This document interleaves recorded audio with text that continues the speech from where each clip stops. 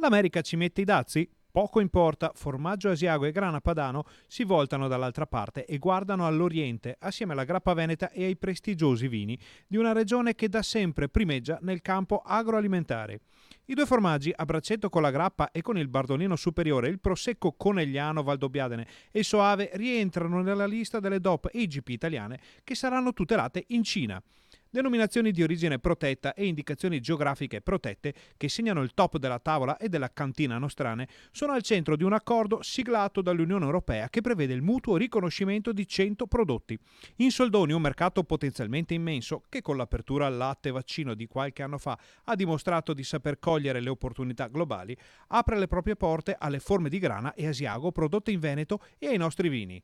Della lista fanno parte altre grandi eccellenze del mangiar bene nazionale, come il parmigiano, il pecorino romano, formaggi e prosciutti vari, eppure bianchi e rossi che da tempo tengono alta la bandiera dell'enologia nazionale dall'Asti al Nobile di Montepulciano. Una pattuglia di gran classe che nel lontano Oriente potrebbe trovare nuove e importanti praterie in cui far cavalcare il Made in Veneto.